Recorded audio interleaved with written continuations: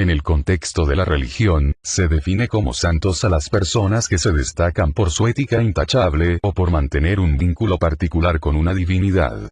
De esta manera, en cierta forma se eleva a los santos por sobre el resto de los seres humanos. En el caso del catolicismo, los santos son declarados por la Iglesia Católica. Cada santo constituye un modelo moral o un guía cuyo comportamiento debe ser seguido o imitado por los fieles. En esta sección veremos a los santos de la religión católica, algunos canonizados y otros que lo estarán pronto. En este video veremos a 5 santos diferentes, e incluiré en algunos casos su plegaria más conocida para que puedas orar a ese santo. Empecemos este video hablando de una mujer que estuvo al mando de un país entero y a pesar de ello sus acciones fueron nobles, por eso es hoy en día considerada como santa. Ella es Santa Margarita, reina de Escocia. Esta santa nació en Hungría en 1046, de padre escocés y de madre húngara. Su nombre, Margarita, lo recibió de una joven mártir que, según la leyenda, murió a los 15 años en Antioquía, durante la persecución del emperador Diocleciano. Tuvo que cambiar varias veces de domicilio a causa de los problemas políticos de su padre. A los 24 años se casó con el rey de Escocia, Malcolm III. Este matrimonio fue el inicio de una vida ejemplar de esposa, de madre para sus 8 hijos y de reina madre para toda la nación escocesa, de la mujer que está ahora dignamente representada en el calendario universal de los santos de la Iglesia. Ante todo tuvo un cuidadoso esmero en la educación religiosa de sus 6 hijos y 2 hijas. Algunas personas de mala conducta tuvieron que abandonar el castillo del rey, debido a la vida ejemplar de la reina, que, poco a poco, influyó también sobre el carácter difícil de su esposo. La fundación de la abadía de Dunfermline, en honor de la Santísima Trinidad, es un símbolo exterior de cómo toda la vida de la reina estaba impregnada de los misterios fundamentales de la fe cristiana. Los abusos paganos de los celtas desaparecieron. La liturgia fue adaptada a la católica romana. Los vicios como la simonía y la usura fueron reprimidos. En cuanto a la vida religiosa se refiere, la reina también dio mucha importancia a los tiempos litúrgicos de Adviento, Cuaresma y Pascua. Asistía diariamente a la Santa Misa, se impuso penitencias, vigilias nocturnas y obras de caridad, como la de invitar a niños huérfanos y a 24 adultos pobres a su propia mesa, en la que ella misma servía los alimentos. Su cuidado maternal hacia los hermanos más necesitados de Cristo fue otro rasgo típico en la vida de la reina que, como primera dama del país, no pensó en privilegios ni vanidades, sino en dar ejemplo de servicio. Vestida sencillamente, sin lujos ni joyas, visitaba los hospitales, cárceles y casas de huérfanos, con tanta frecuencia, que en todas partes los pobres la amaban como si fuera su madrina. Con ayuda de su esposo, repartía toda clase de despensas. 6 meses después de la muerte de su esposo y de su hijo mayor, en defensa de la patria contra tropas invasoras, también ella entregó su vida al Señor, el 16 de noviembre de 1093. Fue canonizada en 1209. Después de la premeditada ejecución de la reina María Estuardo, en el año de 1567, el trono de Escocia quedó unido al de Inglaterra. Escocia tuvo también que adherirse al cisma de Inglaterra y convertirse al protestantismo. Hasta finales del siglo XVIII, la religión católica quedó prohibida y sancionada con penas civiles. El Papa León XIII pudo restablecer la jerarquía católica a fines del siglo pasado. Escocia cuenta en la actualidad con aproximadamente 1 millón de católicos, es decir, un 15% del total de la población. Oración. Dios nuestro, que nos has dejado en Santa Margarita de Escocia un ejemplo admirable de amor hacia los pobres, ayúdanos por su intercesión, a ser siempre, entre los necesitados, una prueba viva de tu amor por ellos. Por nuestro Señor Jesucristo, amén. Continuamos con este video hablando de una santa que fue visitada por el Señor para cumplir su voluntad y ahora gracias a eso es considerada una santa. Esta mujer es Santa Gertrudis la Grande, Virgen. Cuando Gertrudis tenía 5 años, sus padres la llevaron al monasterio de Elfta de la Orden Cisterciense, en Sajonia. Allí la madre abadesa, Matilde, cuidó con gran esmero el talento desbordante de la joven, quien desde pequeña dominó el latín y, con verdadera pasión, se dedicó a las artes y las ciencias. Cierto día, cuando ya había cumplido 25 años de edad, durante sus largas horas de vigilia, sintió una rara sensación de intranquilidad, una sed insaciable de anhelos hasta entonces insatisfechos. Durante varios meses, el Señor la dejó en ese estado de temerosa incertidumbre, para que se liberara de todo deseo de honores mundanos. El año 1281, en vísperas de la fiesta de la Anunciación de María, se le apareció Cristo y le dijo: ¿Por qué estás triste? ¿Acaso no tienes a quien acudir? Hasta ahora has comido el polvo con mis enemigos y has buscado la miel entre las espinas. Vuelve conmigo, te acogeré y te embriagaré con el torrente de las delicias divinas. Desde ese momento Gertrudis quedó libre de la vanidad del saber. Volvió a las fuentes de la vida de la gracia, a la meditación y los rezos.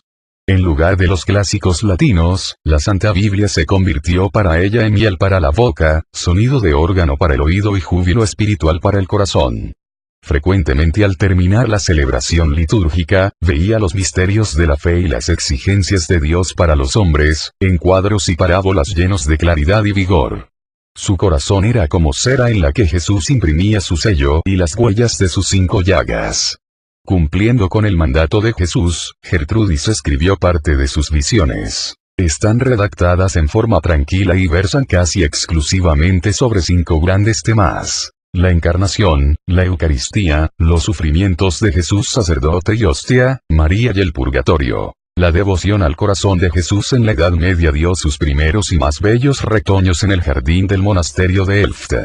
Siglos después, la gran mística española, Santa Teresa de Ávila, se inspiró en las ideas de Gertrudis. El destino de los pecadores inquietó profundamente a Gertrudis, pero más insoportable le resultaba ver a Jesús crucificado.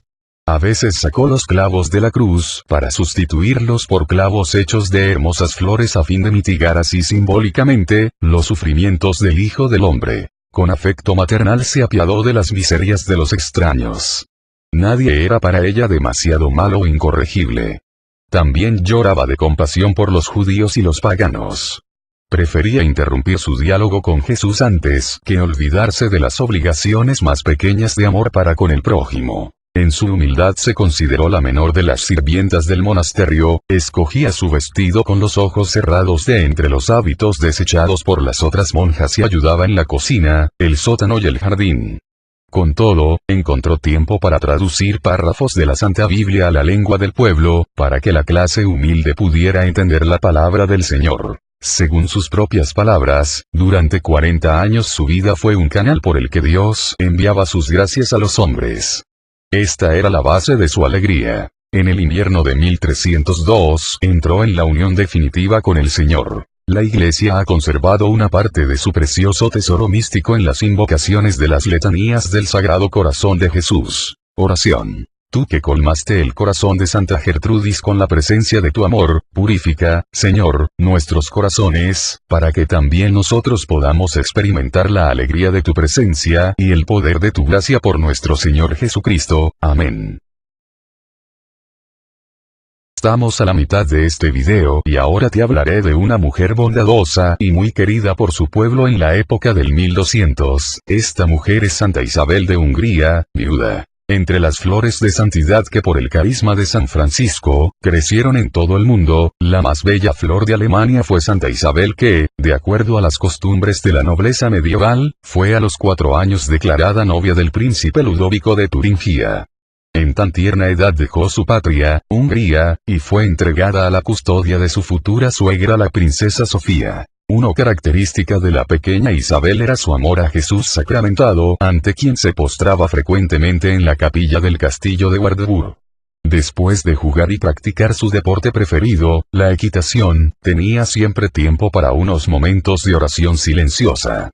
A los 15 años se casó con el príncipe, que entonces contaba con 21 años de edad. Este matrimonio era inmensamente feliz, pero desgraciadamente duró muy poco tiempo. A los 6 años de casados, el esposo se unió a los caballeros de una cruzada para rescatar la Tierra Santa del poder de los musulmanes. En la ciudad italiana de Otranto, murió a consecuencia de una fiebre maligna el año 1227. Isabel, con sus 3 niños pequeños recibió la noticia de la muerte de su esposo y lloró amargamente. Ludovico junto con su esposa había purificado el ambiente feudal de su territorio y habían hecho justicia a los pobres campesinos explotados por los nobles. Desde su matrimonio, Isabel no probaba ningún bocado los días de fiesta, si antes no comprobaba que el alimento se había comprado honradamente o era fruto del propio trabajo de los siervos del castillo. Muerto su esposo, los nobles tomaron venganza contra la viuda indefensa. Querían a la fuerza someterla a sus costumbres feudales en detrimento de los pobres sin vacilaciones. Isabel con sus 3 niños dejó el castillo para convertirse en pobre. Con gran alegría pronunció los 3 votos evangélicos y entró en la Tercera Orden de San Francisco apenas fundada. El emperador de Alemania, Federico II, obligó personalmente al cuñado de Isabel a devolverle los bienes robados que le correspondían a ella. Con este dinero, Isabel fundó un hospital para gente pobre en Marburgo, en donde ella misma trabajó diariamente como enfermera, entregándose a los servicios más humildes. La excesiva severidad de su confesor, el franciscano Fray Conrado, la obligó a dejar hasta la tutela de sus 3 hijos. Así, al dejarlo todo por amor a Cristo pobre, cumplió el Evangelio al pie de la letra. Su confesor, ciertamente bien intencionado, quiso llevarla por el camino de una obediencia extraordinaria a una amistad íntima con Cristo al ejemplo de San Francisco y de Santa Clara. El Señor llamó a Isabel a sus bodas celestiales el 19 de noviembre de 1231. 4 años después de su muerte, fue canonizada por el Papa Gregorio IX. En 1235 su cuñado, Enrique Raspe, arrepentido, empezó a construir una de las más preciosas iglesias góticas de Europa en honor de Santa Isabel en la ciudad de Marburgo, en donde descansaron sus restos durante 300 años. El conde Felipe de Essen, al hacerse protestante, profanó la tumba y las reliquias de la santa desaparecieron. Típico en la vida de Santa Isabel de Hungría es su corazón extraordinariamente compasivo. Sentía en carne propia no solo los sufrimientos de Cristo, sino también los de cada ser humano explotado, marginado, enfermo y sumido en la detestable miseria de aquellos tiempos.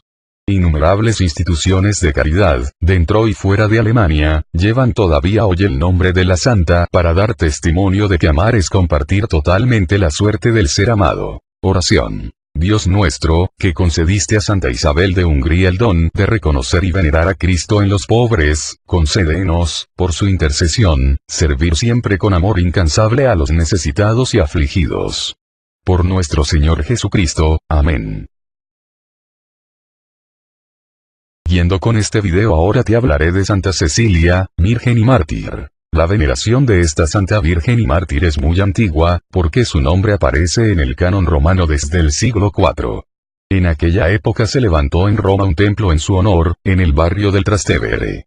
Se supone que esta iglesia fue edificada sobre los cimientos de la casa donde vivía Cecilia y donde sufrió el martirio, bajo el emperador Marco Aurelio. La leyenda nos presenta a Cecilia, noble romana, tratando de convertir al cristianismo a Valeriano, su prometido, y a Tiburcio, hermano durante la fiesta de sus esponsales. Valeriano y Tiburcio, profundamente conmovidos por la fe de Cecilia, se entrevistaron con el Papa Urbano, se instruyeron, aceptaron la fe y al profesarla públicamente, fueron condenados a morir. Cecilia compareció ante el juez para tener que ofrecer sacrificios a los dioses. Al rehusarse y al hacer su confesión de fe cristiana, también fue condenada a morir, ahogada en los baños termales. Resultó milagrosamente ilesa de esta prueba y entonces, el verdugo quiso decapitarla en su propia casa. No logró su propósito y la dejó moribunda, con un tajo en el cuello. La santa logró todavía hacer, con señas, profesión de su fe en Dios uno y trino. La imagen de Santa Cecilia suele presentarse con un pequeño órgano u otro instrumento musical. De ahí su título de patrona de la música sagrada.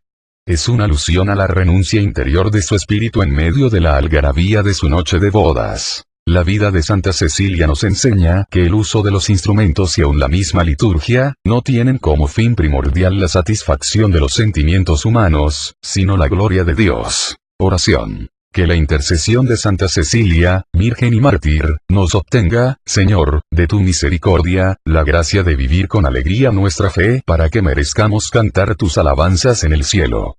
Por nuestro Señor Jesucristo. Amén. terminar con este video, te hablaré de San Clemente I, Papa y mártir. En el canon romano se nombra a este Papa, el tercer sucesor de San Pedro, después de Lino y Cleto. Clemente tuvo que guiar a la Iglesia durante la cruel persecución del emperador Diocleciano, a fines del siglo I. El nombre de Clemente va ligado a la solicitud que el anciano pontífice dedicó a su grey romana mientras sus ovejas eran devoradas por los lobos feroces del culto idolátrico al emperador. Es de suponerse que su pontificado haya durado del año 92 hasta el 99.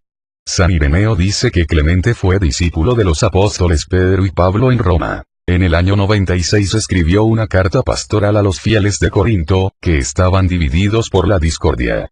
Algunos inconformes habían atacado, sin razón, a los presbíteros de esta comunidad fundada por San Pablo. Con gran sabiduría, diplomacia y celo apostólico, el Papa recalcó que la Iglesia de Cristo se distingue de cualquier sociedad humana por su jerarquía sagrada y la obediencia que los bautizados deben a sus pastores. Esta carta fue muy conocida en el siglo II y leída en las reuniones de los cristianos perseguidos. Existe un documento que se titula Actas de los Santos Mártires, y que parece ser del tiempo de este Papa, en el que se dice que San Clemente murió martirizado. Nos dice la leyenda que el emperador Trajano desterró al Papa a la península de Crimea, en el sur de Rusia y fue condenado con otros cristianos a trabajos forzados. También cuenta que San Clemente hizo el milagro de hacer brotar agua de una roca para mitigar la sed espantosa de los prisioneros. El emperador hizo llevar al Papa al Mar Negro y atándole un ancla alrededor del cuello, mandó que lo echaran al mar. Más tarde, las aguas del mar se retiraron del lugar del sacrificio y los cristianos encontraron el cuerpo incorrupto del Papa mártir. Cerca del Coliseo, en la ciudad de Roma, donde murieron tantos cristianos por su fe, se encuentra la preciosa Basílica de San Clemente, dedicada en honor del Papa mártir. Podría ser que hubiera sido construida en el lugar de la casa en donde vivió el Papa. Los cimientos del templo actual, por cierto uno de los más preciosos de la antigua Roma, se remontan al siglo IV. En el templo yacen también los restos del gran apóstol del sur de Rusia, el obispo San Cirilo, quien trajo de Rusia los restos mortales que se suponían eran del Papa mártir San Clemente. Oración. Dios eterno y todopoderoso, que otorgaste a San Clemente tu espíritu de fortaleza para predicar el misterio de nuestra redención y confirmarlo con su vida y su martirio, concédenos la fuerza de tu gracia para vivir, a ejemplo suyo, conformes en todo a tu evangelio. Por nuestro Señor Jesucristo, amén. Bueno amigos, esto es todo por este video. Comenten de qué santo quisieran saber más, compartan este video con tus amigos y familia para que estén todos más enterados sobre las obras y milagros de estos fabulosos santos. Yo me despido no sin antes desearles el mejor de los días, que Dios esté con ustedes, los cuide y los proteja de todo mal. Adiós.